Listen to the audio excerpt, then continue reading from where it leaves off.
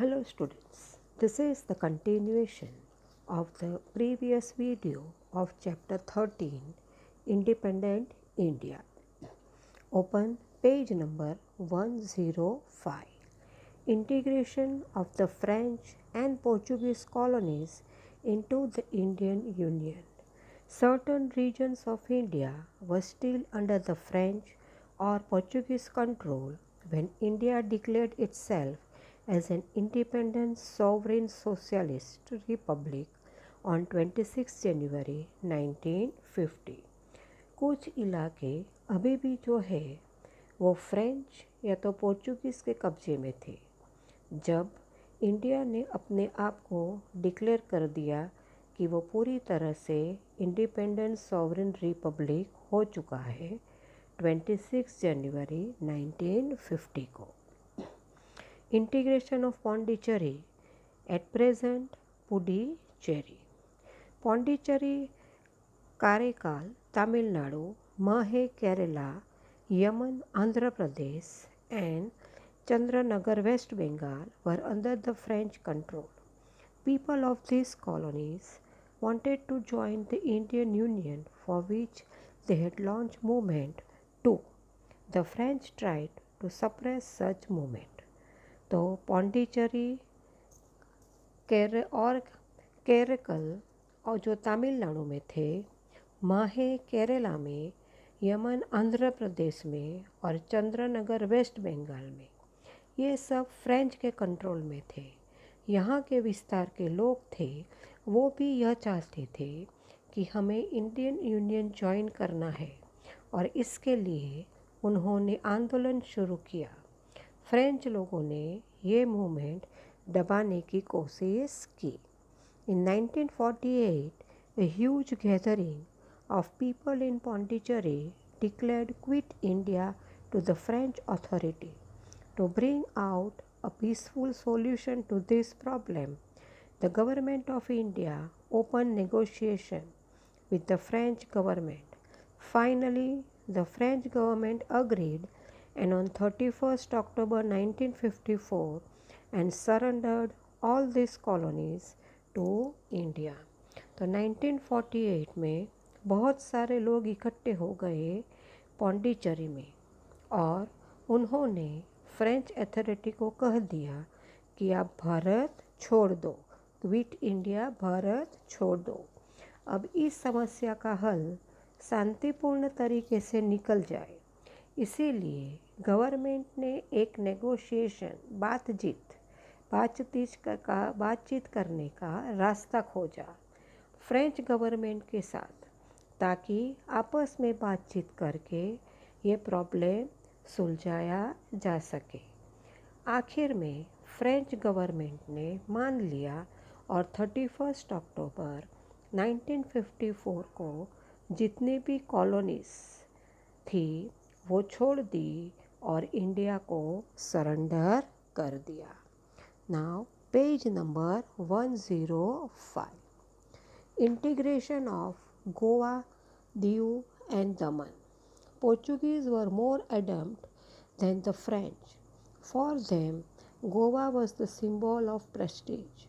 All negotiation and talks to cede these colonies to India failed.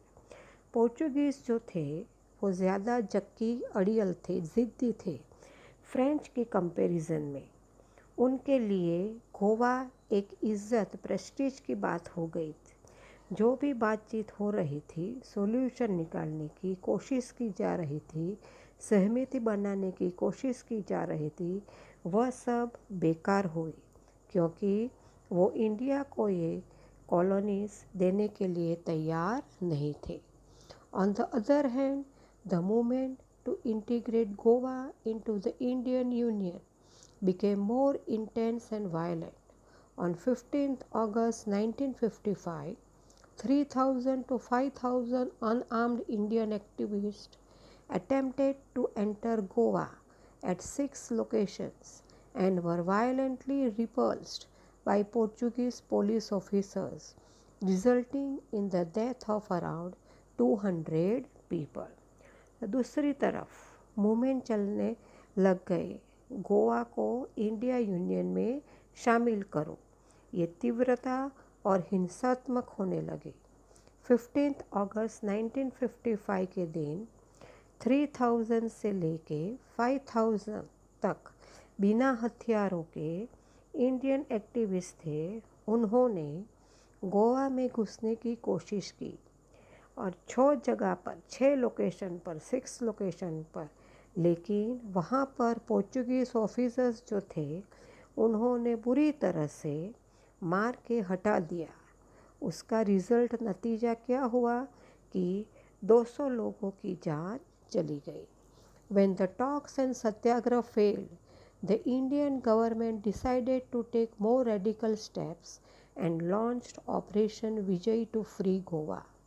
The military operation started on the midnight of 17th-18th December 1961 under the leadership of General Chaudhary.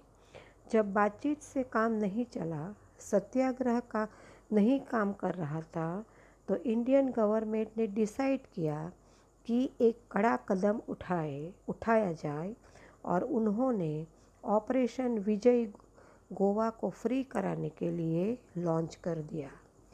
17-18 दिसंबर की आधी रात को 1961 जब general Chaudhary leader थे, ये operation शुरू हुआ। The operation was completed by the next day afternoon. The Indians won Goa, Diu and Daman and hoisted the national flag here.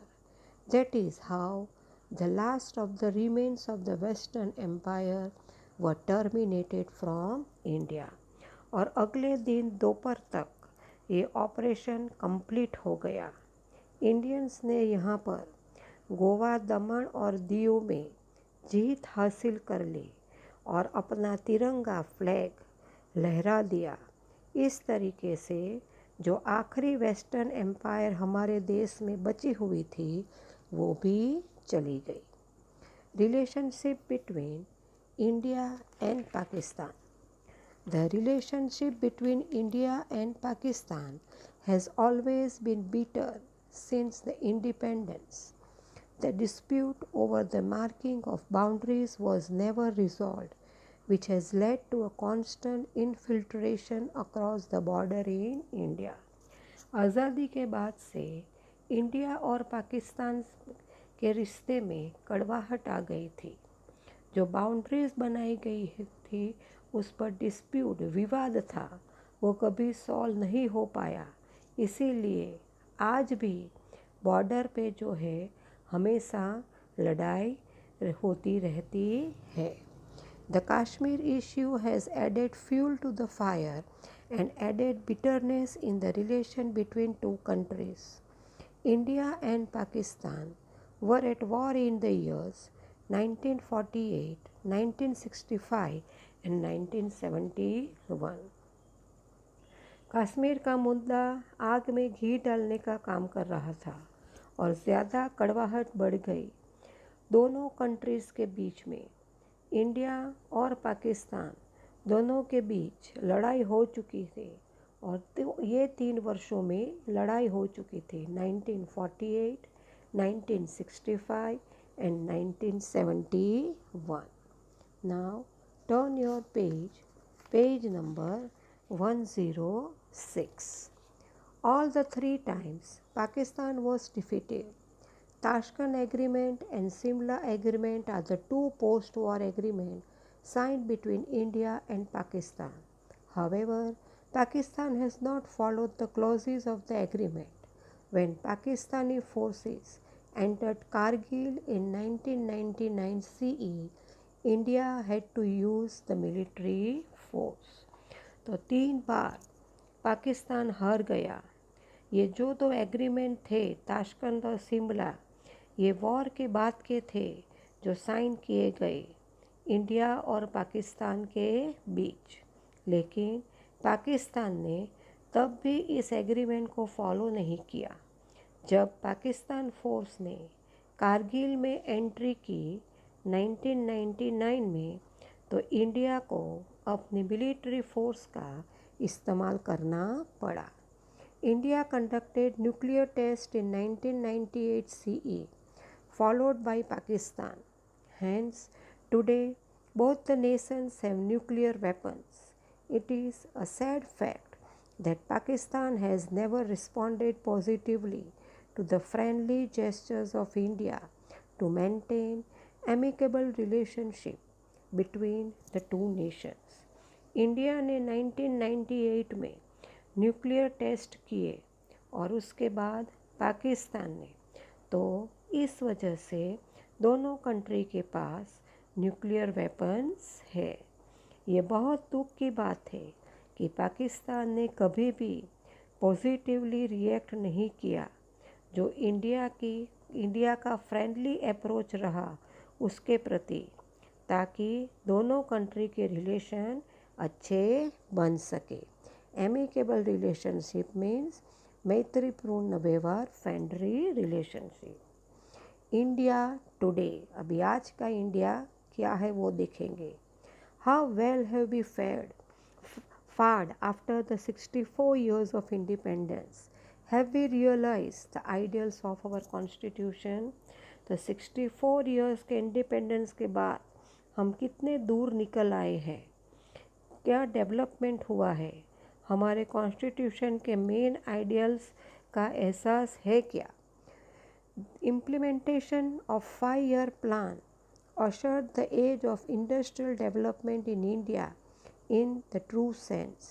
Notable development has happened in the cotton textile, sugar, iron and steel, engineering, chemical industries and coal mining. तो ये जो 5 साल की planning बनाई गई थी, 5-year plan, उससे हमारा जो इंडस्ट्रियल डेवलपमेंट था वो ज़्यादा ग्रो किया। इन सब जगह में, कौन सी सब जगह में, cotton textile, sugar, iron, steel आदि में विकास हुआ। We have become self reliant in terms of industrial production. Marked progress has become evident in the field of electronics, energy, computer, microchips, telecommunication, steel, fertilizer, cement and petrochemicals. अपने आप में हम अपने ऊपर ही निर्भर करते हैं इंडस्ट्रियल प्रोडक्शन के मामले में।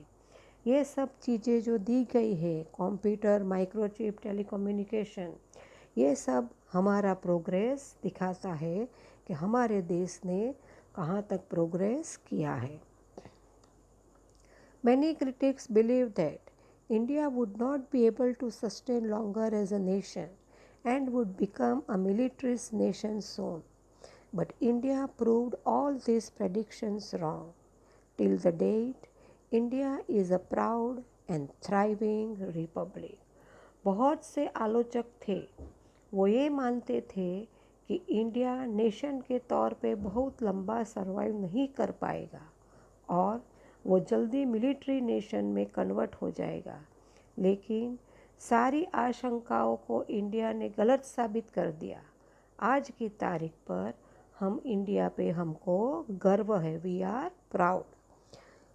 India has exemplified the unity in diversity and this diversity has never become a hindrance in our progress. The nation has developed industries, science, infrastructure, agriculture and education. तो इंडिया एक बहुत बड़ा example है अनेकता में एकता का, यूनिटी इन डाइवर्सिटी। और ये डाइवर्सिटी है वो कभी भी प्रगति के रास्ते में बाधा नहीं बनी, ऑब्स्टिकल नहीं बनी।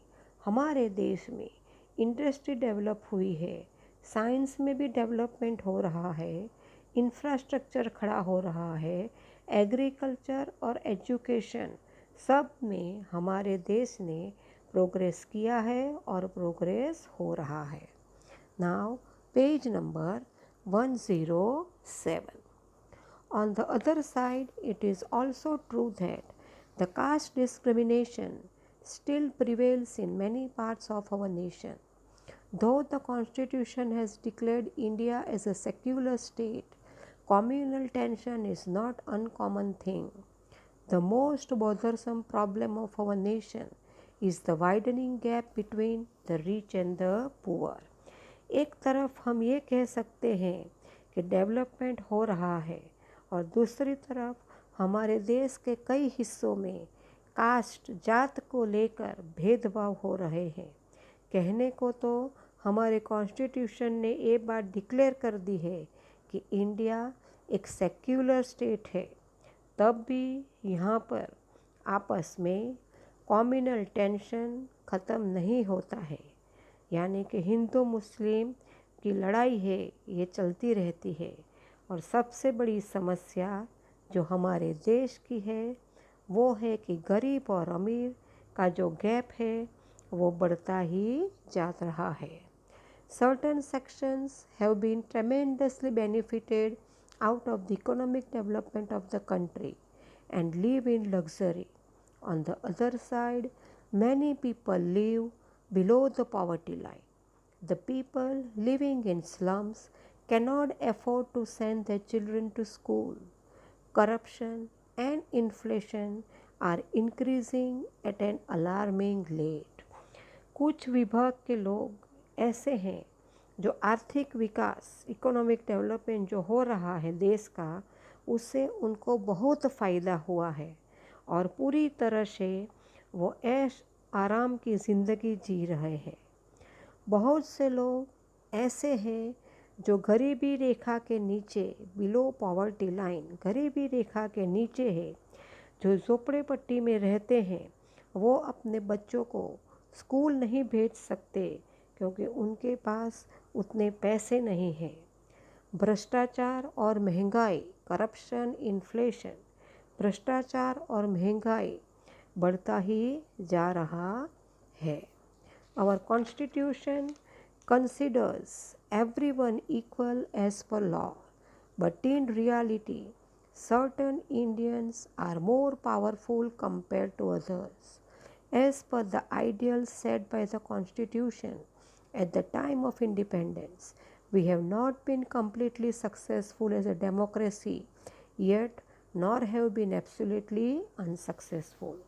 कहने को तो हमारे कॉन्स्टिट्यूशन में हर कोई बराबर है, पर सच्चाई यह है कि कुछ इंडियंस जो है वो ताकतवर है दूसरों के मुकाबले। जिस तरह के सिद्धांत कॉन्स्टिट्यूशन में लिखे गए थे कि हमारा देश ऐसा होगा, तो हम पूरी तरह से सक्सेसफुल नहीं हो पाए डेमोक्रेसी के तौर पे, और ये भी नहीं कह सकते कि हम पूरी तरह से अनसक्सेसफुल रहे हैं। A lopsided focus on the economic development has caused us the environmental degradation. जिस तरह से आर्थिक विकास हो रहा है उस पे इतना ज़्यादा ध्यान दिया जा रहा है, जो हमारे वातावरण, एनवायरनमेंट है, वो दिन बर दिन ख़राब होता जा रहा है। उसकी जो क्वालिटी है वो डाउन होती जा रही है। Miraben, who was a disciple of Gandhiji, wrote in 1949 that the science and technology would surely benefit the humanity to a great extent. But, now turn your page number 108. But finally, it would lead to destruction. So, Miraben जो गांधी जी की follower थी, उन्होंने 1949 में लिखा है कि science and technology हमारी humanity के लिए, हमारी जाति के लिए एक हद तक फ़ायदा देगी, पर वही विनाश का कारण भी बनेगी। We should lead our life in coherence with nature to maintain the natural balance. Then and then only we can ensure a longer and healthy survival of the human race. और हमें अपनी ज़िंदगी नेचर के साथ balance बना के चलनी चाहिए, तभी हम और ज़्यादा चल पाएंगे एक अच्छी स्वस्थ ज़िंदगी को जीने के लिए। Ensure longer and healthy survival of human race, ताकि अच्छी और स्वस्थ ज़िंदगी जीने के लिए। So students, here we have completed Chapter 13. For homework, you have to write the answers in your workbook.